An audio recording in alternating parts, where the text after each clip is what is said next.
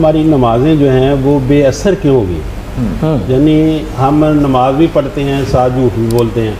पहली बात तो हमें ये देखना है कि हमें अपने मुसलमानों की हमारी अपनी कैटेगरी है, यानी वो हमें तलाश करने में कोई दिक्कत नहीं होगी कि हम कहें कि यार ये बात कह दी तो हमने तो ऐसा मुसलमान नहीं देखा। पहली कैटेगरी के वो नमाज़ पढ़ते नहीं, तो इसे हम दाएँ बाएँ देख लें तो हम ये तो नहीं कहेंगे कि नहीं यार ऐसा कौन मुसलमान होता है जो नमाज नहीं पढ़ता। असल में तो फ़र्क काफिर का और हमें सबसे बड़ा फ़र्क ही नमाज का। हाँ, ऐसे भी मुसलमान जो जैसे हाफ़ साहब ने बताया है, तो वो एक चीज़ जो ले लेते हैं वो सिर्फ फजर की नमाज के मेरा दिन अच्छा गुजरेगा तो वो सिर्फ फजर पढ़ते हैं। ऐसे भी मुसलमान पाए जाते हैं। कुछ लोग दो नमाजें पढ़ते हैं, ईशा की नमाज पढ़ते हैं, ईशा की नमाज वो सिर्फ रात को नींद आ जाएगी। ऐसी जहाँ कहीं नौकरी करते हैं तो वहाँ उन्होंने नमाज़ पढ़नी होती है। ऐसे मुसलमान जो सिर्फ जुमा पढ़ते हैं, ऐसे मुसलमान जो सिर्फ ईद पढ़ते हैं।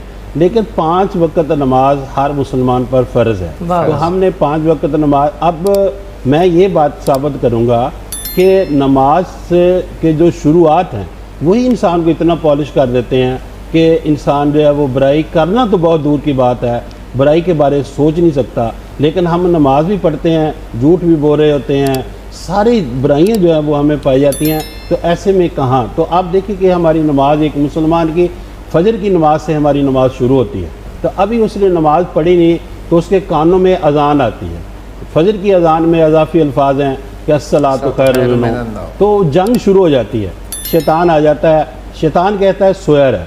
वाह। और जो हम बात कर रहे हैं नमाजी, लेकिन जो नमाजी उठता है तो सबसे पहले अभी उसकी नमाज शुरू नहीं हुई, उसने जिहाद बिन नफ्स किया, उसने जिहाद अकबर किया, क्योंकि जो सबसे बड़ा दुश्मन है उसने उसे शिकस्त दी। फिर वो उठता है, नमाज उठने के बाद, शिकस्त देने के बाद, जिहाद अकबर करने के बाद, जिहाद बिन नफ्स करने के बाद फिर वो देखता है, यानी फ़ौरन सजदे में नहीं चला जाता। वो देखता है मेरा जिस्म पाक है तो पाकी, फिर वो लिबास देखता है कि मेरा लिबास पाक है, फिर वो लिबास पाक करता है, लिबास पहनता है, फिर वो वज़ू करता है, फिर वो जगह जिस जगह सजदा देना है उस जगह को देखता है। तो ये देखिए कि उसकी पाकी, जिस्म की पाकी, लिबास की पाकी, जगह की पाकी, और ये उस फिर वो नमाज़ पढ़ता है। अगर वो दूर जाके नमाज़ पढ़ता है, बाजमात नमाज़ पढ़ता है, मस्जिद में पढ़ता है, तो 2 सुन्नत पढ़ता है। 2 सुन्नत पढ़ने के बाद बैठ जाता है।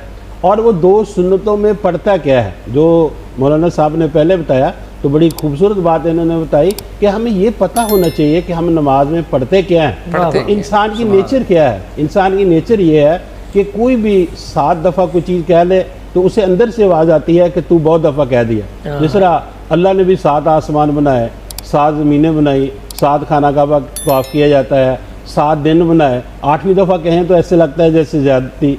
तो हम 47 मरतबा नमाज में ये कहते हैं इहदिनस सिरातल मुस्तकीम, कहते हुए किस अंदाज में, यानी वो इतना प्यारा अंदाज कि जिसमें यानी हम खड़े होके और फिर हाथ बांध के। तो आपने ये देखा होगा कि कभी उस्ताद थोड़ी सी तबीयत का सख्त हो तो वो तालिब इल्म ऐसे ढीला डाला खड़ा हो तो वो उसे कहता है सीधे खड़े हो।